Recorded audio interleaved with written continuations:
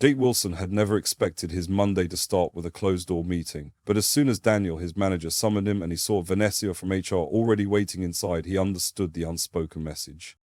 "Jake," Daniel began without emotion, "we've decided to eliminate your role. Please have your things cleared out by the end of the day." There were no explanations offered, none about performance, restructuring plans, or company-wide layoffs, just that. After 17 years, Jake was being cut loose as casually as discarding an outdated manual. Jake nodded once, masking the knot tightening in his chest. He didn't ask questions, he didn't protest, he simply turned, exited the office, and walked back to his workstation, his expression unreadable. At 54, Jake had dedicated nearly 2 decades of his life to Meridian Technologies, a medium-sized firm headquartered in Columbus, Ohio. In that time, he had become the silent foundation of the company's IT backbone. From the noisy dial-up days, through multiple cloud migrations, he had remained a constant presence, while CEOs and department heads came and went like passing storms. Back at his cubicle, the air around him seemed to change. Some younger employees, most of whom Jake had mentored or onboarded, gave him uneasy glances, then quickly turned back to their monitors. He could feel their discomfort. Gossip at a workplace traveled faster than data through fiber. Methodically, Jake began gathering his personal effects. There wasn't much. A framed photo of his wife Andrea and their daughter Olivia sat beside a slightly chipped coffee mug with "World's Okayest Dad" scribbled on it. His son had made it years ago during a high school ceramics project. A tiny cactus, surprisingly still alive despite the sterile fluorescent lighting, had sat faithfully on his desk for over a decade. He noticed Bethany from marketing approaching. Her brow was furrowed with disbelief. "Jake, I just found out," she said in a hushed, urgent voice. "You're joking, right? You practically built this place from the ground up." Jake offered a tired smile. "Companies shift focus," he said flatly. "But without warning?" she pushed. "After everything you've done?" Her tone grew louder with each word. Jake gently raised a hand to quiet her. "It's fine." It wasn't. But now wasn't the time to argue or unpack a storm of frustration. He zipped up the laptop bag he had brought with him every day for 17 years. As he stood, he saw Daniel standing outside his office, watching. No farewell, no gesture of respect, just monitoring to make sure he complied with the exit protocol. Jake held Daniel's gaze for a moment, then turned and walked out, without a word. Outside in the parking lot, Jake sat behind the wheel of his aging sedan, gripping the steering wheel. The headquarters loomed behind him, a 12-story concrete monument to the hours he had poured into the company, often working nights and weekends, rarely asking for recognition or advancement. He had sacrificed promotions elsewhere, believing in loyalty over ambition. He glanced down at the security badge resting in the passenger seat. It had been reissued 16 times over the years. Handing it in had felt like surrendering a part of himself. But as the car engine hummed to life and he pulled away from the office, a strange calm settled over him. Not grief, not even rage, something colder, sharper. They thought they were just letting go of another aging employee. They had no idea what Jake really knew about the company's systems, its secrets, and its vulnerabilities, and they certainly didn't realize what he had already begun to uncover. Driving home, Jake barely noticed the route he had taken every weekday for nearly 2 decades. The same streets, same traffic lights, same corner coffee shop. But this time, the world outside the windshield felt distant, like he was watching it all from the other side of a screen. At home, the silence was thick. Andrea, his wife of 19 years, greeted him at the door with a questioning look. He just shook his head and murmured, "Not now." She nodded in understanding. After so many years together, words weren't always necessary. She set a cup of coffee down beside him in his home office and left him alone. Jake sat in his worn chair, staring at his personal laptop. The room was filled with little artifacts of a long career. Manuals from old operating systems, outdated hardware, dusty boxes filled with labeled backup drives. This office wasn't just a space. It was a record of a man who had once believed stability was the ultimate reward. 17 years. He'd started at Meridian back when the company was just renting 2 modest floors in a bland business park. At the time, Olivia, their daughter, was just starting kindergarten. Now, she was nearly finished with grad school. Andrea used to tease him that the company's servers were his second family. He always laughed it off, but deep down, he knew it wasn't a joke. He had been there through 3 full CEO turnovers, a full data center overhaul, and 2 different ERP migrations. While executives shuffled priorities every quarter, Jake had quietly built a patchwork infrastructure that actually worked, a hybrid system of legacy software, custom scripting, and modern tools that somehow managed to keep the entire company running. Jake had never been flashy, never political. He didn't clamor for attention in meetings or jostle for bonuses during performance reviews. What he did instead was make sure things worked. Files were recoverable, systems remained stable, colleagues got help when they needed it, and when emergencies hit, downtime, breaches, lost credentials, he was the one people turned to. Not Daniel, not the consultants. Yet here he was, discarded with less fanfare than a failed software update. He thought back to the signs he had ignored, the shift in tone, fewer meeting invites, projects are being reassigned, quiet changes to his system permissions. It wasn't random. Daniel had arrived 5 years ago, full of confidence and MBA speak. He rarely made eye contact with Jake, referring to their department not as IT, but as digital assets. His vision for the company was all about transformation, agility, and lean innovation, phrase that often meant cutting costs, trimming staff, and relying on outside vendors to do the jobs that internal teams had mastered over years. At first, Jake tried to bring him up to speed on how things actually worked under the hood. The delicate integrations, the undocumented patches, the historical quirks of systems that had grown organically over time. But Daniel didn't want to hear it. He wanted clean dashboards and automated reports, not the messy, real-world complexity of a tech ecosystem held together by a blend of experience, intuition, and countless lines of code. And then there was Jason Phillips.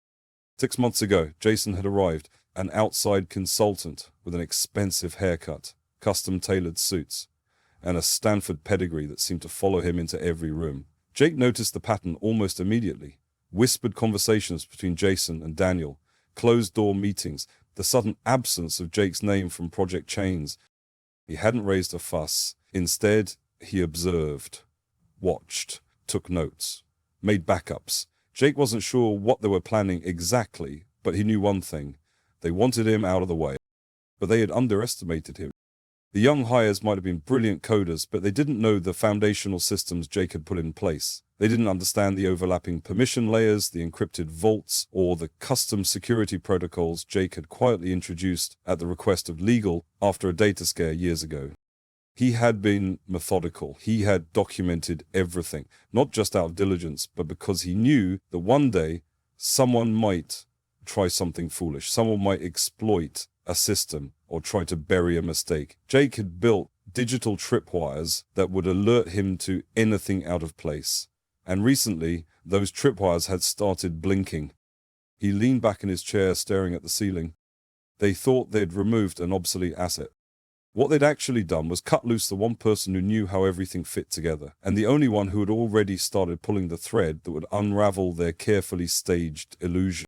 Jake wasn't one to chase ghosts. His nature was grounded, disciplined, quiet, and thorough. But even before he'd been let go, something hadn't felt right. 3 months prior, he noticed the first anomaly, a change to his administrative access. It was subtle. A log that usually displayed full system privileges now showed limited permissions. At first, he thought it was a glitch or an oversight, but then it happened again. One of his scheduled maintenance scripts failed due to insufficient credentials. Jake didn't confront anyone. He did what he always did. He documented, logged, and watched. What struck him wasn't the revocation itself, but the stealth behind it. No announcements, no communication, just silent exclusion. Bit by bit, he was being cut out, professionally erased before the actual termination. But the most telling moment came when he stumbled on a company-wide memo during a routine security scan. It had never been sent to him. In fact, he only discovered it because of a residual link in a system admin folder he'd once helped design. The memo detailed a restructuring of the IT department with a brand new org chart. Jason Phillips was now listed as Technology Transformation Lead. Jake's name wasn't anywhere on it. He stared at the screen for a long time, his fingers frozen on the keyboard. They weren't just phasing him out, they were actively rewriting the company's future without him. He almost closed the memo until a background notification caught his attention, an alert from a script he'd written long ago to monitor financial software logs for abnormalities. It wasn't a flashy program, just a silent watchdog scanning for anomalies in payment frequency, vendor profiles, and approval chains. So this time, it flagged a recurring payment to a vendor Jake didn't recognize, Apex Solutions Group. That in itself wasn't unusual. Companies used dozens of third-party vendors. But this one was different.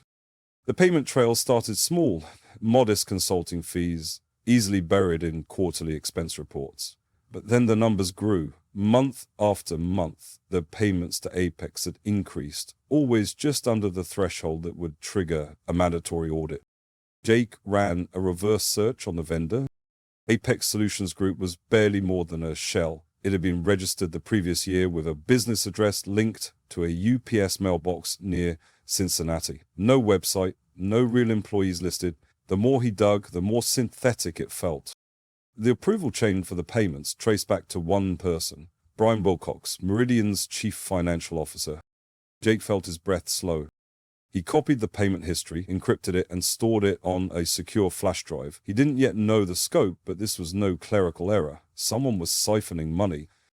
He could have said something then, raised a red flag, but he'd learned long ago that timing was everything. If he confronted the wrong person too soon, the evidence might disappear, the system would close around itself, and he would be gone, with no leverage, no proof. So he waited. In the weeks leading up to his dismissal, Jake began digging deeper in his spare time, cross-referencing metadata from internal emails, tracking access logs, correlating payment dates with internal system changes. He found patterns, too many to be a coincidence. Access permissions granted to Brian Wilcox had been quietly elevated 18 months earlier, specifically giving him deeper control over financial approvals that normally required dual oversight. Around the same time, Jason Phillips had been brought in, and not through the company's standard procurement channel either. Jason's contract had been fast-tracked. No bidding process, no alternate quotes, just a signature and a stream of invoices. Jake had built the very systems these men thought they were manipulating. And now, even from the outside, he could still trace their digital fingerprints. He'd kept quiet for this long. But now everything was lining up. A CFO with unexplained authority, a ghost vendor receiving growing payments, and a consultant with a suspiciously convenient role in modernizing the department. The pieces of the puzzle weren't just forming a picture, they were painting a scandal. Jake sat back at his desk and exhaled slowly. He hadn't been discarded because he was outdated. He'd been removed because he was dangerous. The morning after his termination, Jake sat in his home office, the sunlight filtering through the blinds but failing to warm the chill in the room. His personal laptop was already open. No alarms, no deadlines, no blinking notifications, just a blank hum of possibility. Andrea, as always, read his mood without needing to ask. She placed a mug of coffee beside him gently. "I'm heading to the store. Need anything?" He shook his head. Once she left, Jake reached for the bottom drawer of his filing cabinet. Inside was a small, secure case, one he'd built himself. Within it were several labeled flash drives. Each drive contained mirrored backups of sensitive data he'd curated over the years, not out of paranoia, but as part of an internal compliance system he had designed during a past security overhaul. The legal team had signed off on it at the time, eager for a proactive, insider threat audit system. They'd since forgotten it. Jake hadn't. He selected the most recent drive and plugged it into his machine. What loaded wasn't just data, it was a map. An intricate web of records, approvals, timestamps, internal communications, and digital breadcrumbs. He began sifting through it, piece by piece. Within an hour, he had reconstructed a timeline. Over the past 18 months, Apex Solutions Group has received nearly $1,800,000, 0 cents in total payments. The amounts varied, but each lined up with legitimate business activities. Software license renewals, cloud service fees, and technical consultations, yet every payment from Apex was inflated. A $40,000, 0 cent service here that should have cost $32,000. 0 cents, a $75,000, 0 cents charge where comparable vendors billed half that. The inflation was subtle but consistent. He pulled up the vendor registration again. Apex's listed owner was Thomas Wilcox. Jake's eyes narrowed. He ran a quick search on social media, public posts, tagged photos, shared addresses, and there it was. Thomas was Brian Wilcox's brother-in-law. FET vendor. Inflated charges, family ties. Jake leaned back in his chair, staring at the ceiling. They hadn't even tried to hide it well. But this time, he wasn't just looking for wrongdoing, he was building a case, one that couldn't be swept away by HR silence or legal threats. He pulled another flash drive from the drawer, one with older backups, one's not tied to recent events but still relevant. It contained archived system logs, legacy documents, and older access control records. Buried in those files was another breadcrumb trail. Brian Wilcox personally requesting elevated access permissions to the financial system, right at the start of the Apex payment pattern. He wasn't acting alone.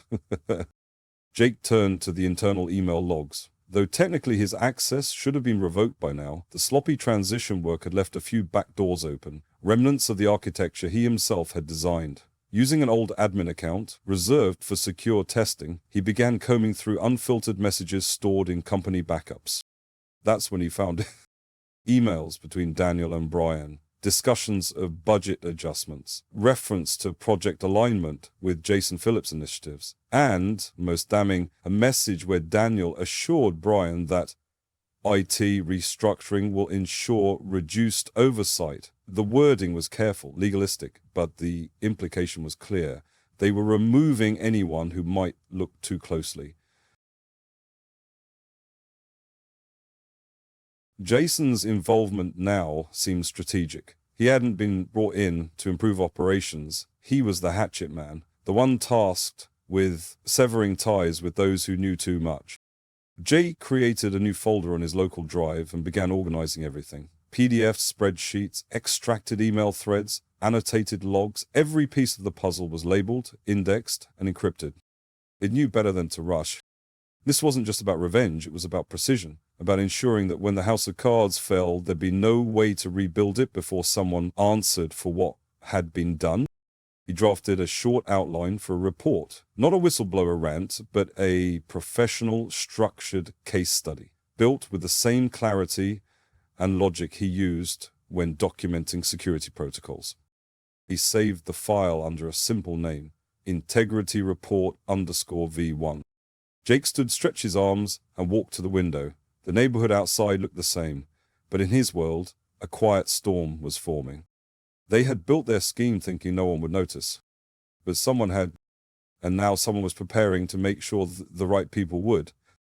The next morning, Jake sat quietly in his car across the street from the Meridian Technologies building. His laptop rested open beside him, humming softly.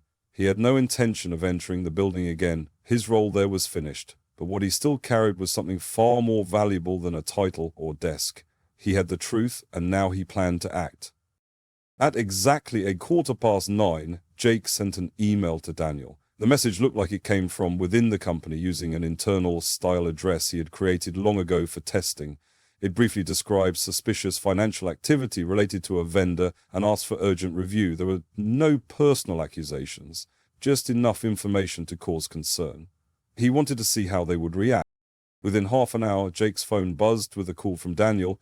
He didn't answer, letting it go to voicemail. Listening to the message, he heard Daniel's voice, quick and uneasy, asking to talk immediately. Jake knew the tone well. Daniel wasn't sure what Jake knew, and that made him nervous.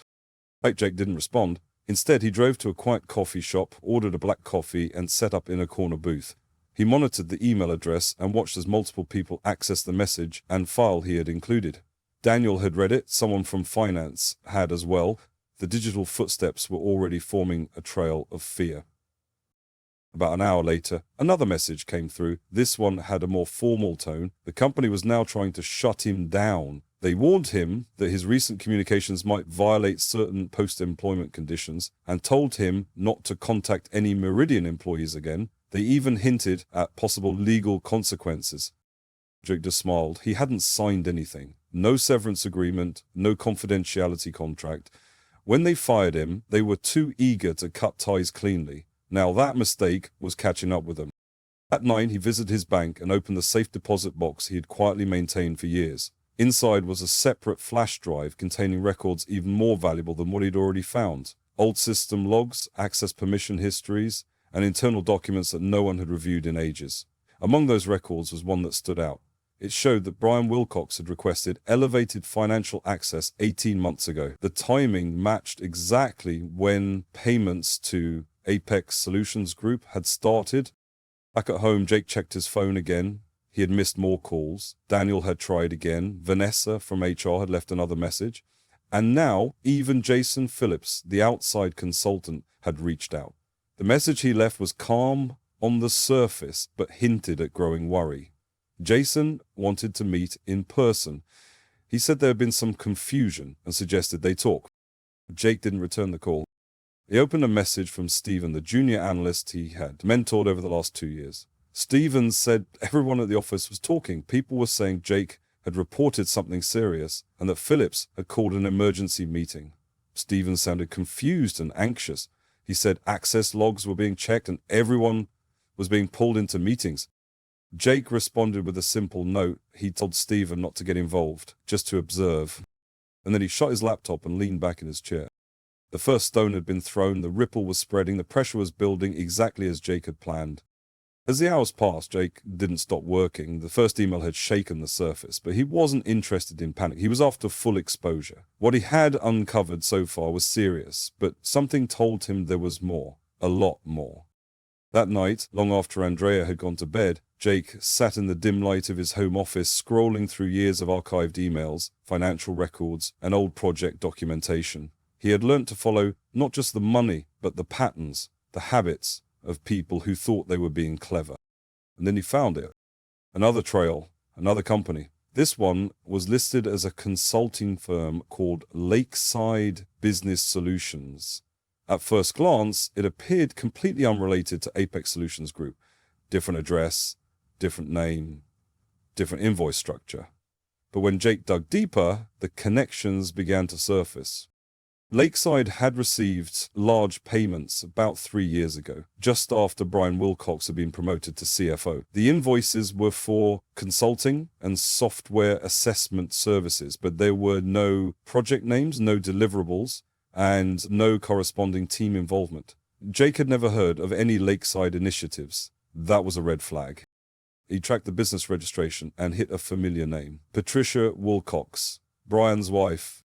Now, the pattern was clear. Brian hadn't just built one fake vendor to move money quietly out of the company. He had built at least two. One run under his brother-in-law's name, the other under his wife's. Jake realized this likely wasn't a recent scheme. It had evolved over time, starting small, growing bolder with each successful transaction.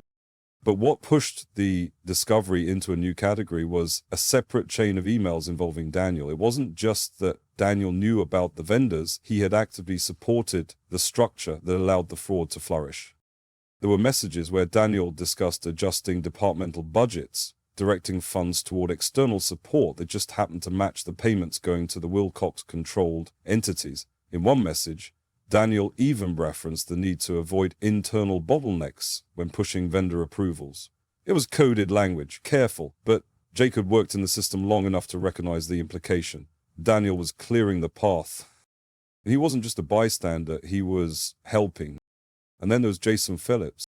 On the surface, Jason had been brought in to modernize IT and increase efficiency, but the hiring process itself was irregular. His contract had been signed with little oversight, and no competitive bids had been recorded. Even stranger, Jason's billing had been routed through a shortcut process Jake didn't even know existed. Jake followed the trail and realized something critical. Jason wasn't there to upgrade the infrastructure. He was there to remove Jake. His real purpose had been to clear out the one person who knew too much. Jake had become a liability to people who needed silence, not stability. The pieces had fallen into place. Brian Wilcox had used his position to divert millions of dollars through fake vendors connected to his own family. Daniel had protected the process, in return receiving more budget flexibility and departmental power. Jason had come in as a closer to restructure, clean house, and eliminate any oversight. It was brilliant in its simplicity. By inflating costs on real services, they avoided obvious fraud. The services technically existed, but the extra money was siphoned away. Auditors looking for completely fake expenses wouldn't find them, but Jake had looked different. He'd looked beneath the surface. So far, the amount diverted was added up to over $4 million. Jake curated a new report, a full dossier. It included graphs showing the rise in vendor payments, side-by-side comparisons with legitimate service rates, business registrations linking vendors to family members, and email exchanges confirming knowledge and coordination. He didn't just want to sound the alarm, he wanted to leave no room for denial. By the time dawn approached, Jake had everything prepared. A clean copy of the report was saved, encrypted, and backed up in multiple locations. He had burned it to a flash drive and sealed it in an envelope. There was only one person he trusted to receive it next. Robert Chen. Jake had worked with Robert Chen years ago during a sensitive security upgrade. At the time, Robert had been one of the few board members who actually read technical reports instead of glossing over them. He asked real questions. He understood risk. Jake remembered that. Now, Robert was semi-retired, but still sat on Meridian's board. If anyone would take this seriously and not immediately dismiss Jake as a bitter ex-employee, it would be him. Jake found Robert's number in an old company contact list and made the call. The phone rang twice before Robert answered. His voice was as sharp as ever. Jake introduced himself, and there was a short pause. Then Robert responded, saying he'd heard Jake had recently left the company. Jake replied that it hadn't been his decision. He told Robert he needed 15 minutes of his time and that it involved something the board should see before any more decisions were made. Robert didn't hesitate. They agreed to meet at a park a few miles from the Meridian building, neutral ground, quiet, no distractions. An hour later, they sat on a bench under a tall oak tree. Jake handed Robert a sealed envelope and a flash drive. Inside was the report. Every detail, every connection, every proof point. Jake didn't pitch or plead. He simply said that the documentation spoke for itself. Then he told Robert he wasn't looking for a job or revenge. He just wanted the right people to know what had happened. Roberta murmured, looking Jake in the eye before asking why he'd brought it to him. Jake said it was because Robert had always paid attention when others didn't. Robert nodded slowly. Then he mentioned that the board meeting the day before had felt strange. Brian Wilcox and Daniel had seemed tense, even paranoid. Jake said that was probably because they knew what was coming. Robert pocketed the envelope and said there was an emergency board finance meeting scheduled for Friday. The timing was perfect. After the meeting, Jake drove home and found a message from Andrea waiting for him. She said someone named Jason Phillips had come by the house asking for him, saying it was urgent. She told him she sent Jason away without giving any details. Jake thanked her and sat down, a small smile forming on his face.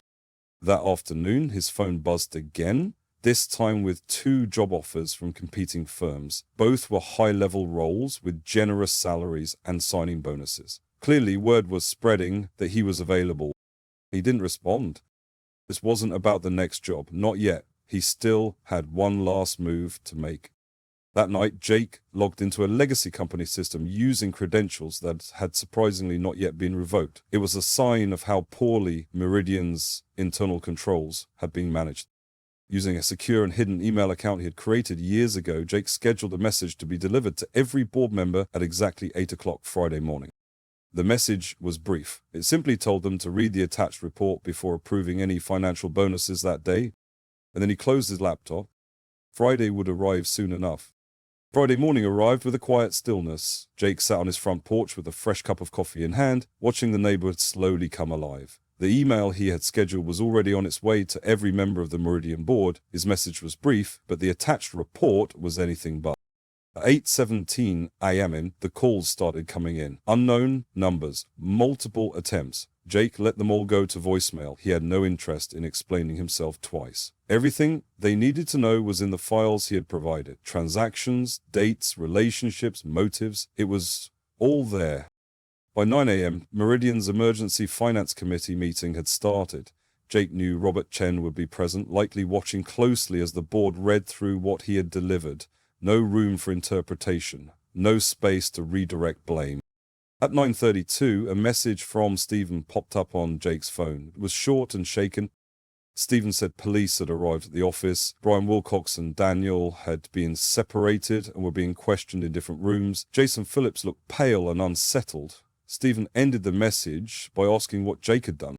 Jake didn't reply. He sat back, listening to the quiet hum of his street. Everything was unfolding exactly as he had predicted. By 10 a.m., he received a call from someone he hadn't heard from before, a senior legal officer at Meridian. This time, Jake picked up. The woman identified herself and said the board needed to speak with him immediately. Jake remained calm. He told her that everything he had was already backed up in several secure locations. If anything were to happen to him or his family, the information would be forwarded to federal agencies and media outlets. There was a long pause before she responded, this time with more careful language. She confirmed the board was taking the report seriously. Executives had been placed on administrative leave. They were initiating an internal investigation. The board wanted to thank Jake and ask for his cooperation moving forward. Jake said he had already done his part. Later that afternoon, he drove to a small diner outside Columbus, away from any predictable locations. While eating lunch, headlines began to appear on local business news sites. Meridian Technologies was under investigation for financial misconduct. The articles didn't include names yet, but that would change soon. At 2 p.m., Robert Chang called. There was no formality, went straight to the point.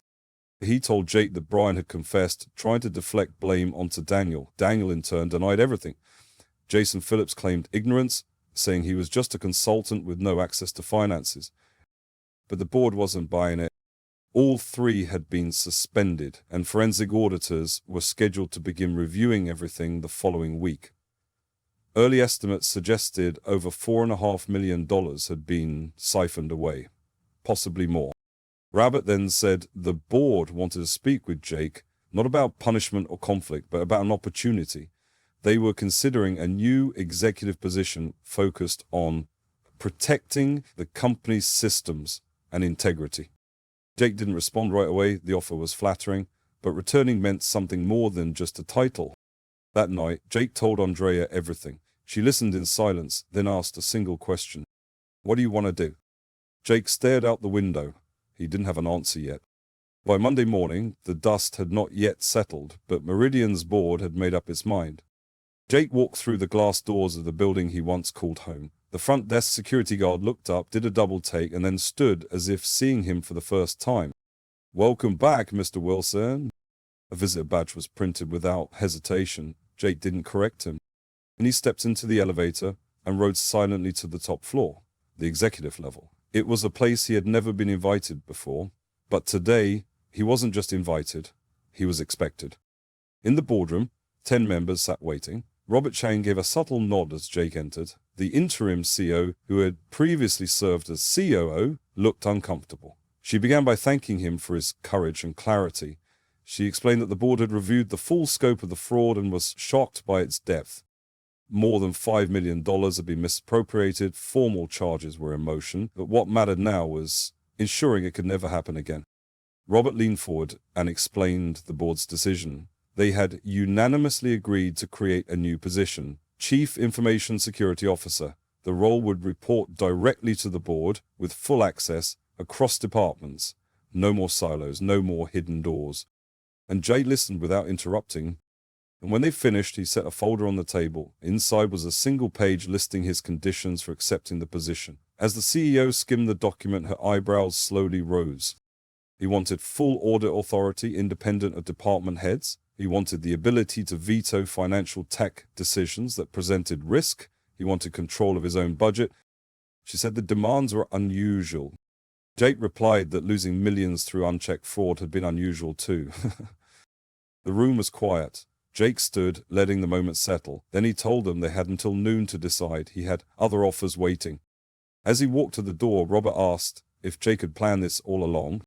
Jake paused, turned slightly, and replied that he hadn't planned to be fired after 17 years. But everything after that? And that was just him doing what he had always done, the spotting vulnerabilities, identifying risks, and applying the right protections. 6 months later, Jake sat in a corner office with a clear view of the Columbus skyline. He glanced out the window for a moment before turning back to the quarterly security review in front of him. It was quiet. focused, exactly how he liked it. The title on his door now read Chief Information Security Officer, a position that didn't exist before the scandal. Reporting directly to the board gave him something he'd never had before: independence. He answered to no department head, no CFO, no short-term strategist, just the facts and the protection of the company's systems. Jake had taken the offer, but only after the board had agreed to every condition. His role came with full audit power, direct access to all systems, and the authority to halt any financial technology integration he found risky. It wasn't about control, it was about accountability, something Meridian had badly lacked. The fallout from the fraud had been swift and public. Brian Wilcox eventually pleaded guilty to multiple charges. His sentence was reduced slightly in exchange for cooperation, but it was still significant. Daniel tried to fight the charges, denying knowledge of anything illegal, but the evidence was overwhelming. Jason Phillips fled the country before questioning. He was eventually located in Brazil and placed under extradition proceedings. Most of the diverted funds had been recovered thanks to Jake's early documentation and the legal team's fast action. The company took a hit but survived and maybe even came out stronger. As for the IT team, they now reported directly to Jake. He had promoted Stephen to lead daily operations. The kid had always shown promise. He just needed someone to believe in him. Jake made sure he had the tools, the mentorship, and the space to grow. One afternoon, a soft knock came at the door. Andrea stepped in, smiling. "Ready for lunch?" Jake stood, grabbing his jacket. As they walked together through the building, conversations around them quieted, not out of fear, but respect. People knew what had happened. They knew Jake had been pushed out and could have let the company fall. Instead, he'd chosen to protect it. In the elevator, Andrea looked at him and asked one simple question. "Are you happy?" Jake thought for a moment. The fire that had driven him in those first days after being fired had cooled. The betrayal still lingered in memory, but it no longer burned. What remained was something quieter and deeper. "I'm good," he said. Outside, the October sun warmed their faces as they made their way to a nearby restaurant. As they walked, Jake's phone buzzed. A message from Robert Chen confirmed that the board had just approved Jake's proposed increase to the security budget. A unanimous vote. No debate, no delay, just trust. Andrea glanced at him. "What's that?" Jake slipped the phone into his pocket and smiled. "Nothing important, just thinking about bridges." He didn't say more, but he didn't need to. Some bridges collapse under their own weight. Others, once rebuilt with the right foundation, become stronger than ever. And Jake had finally built this one right.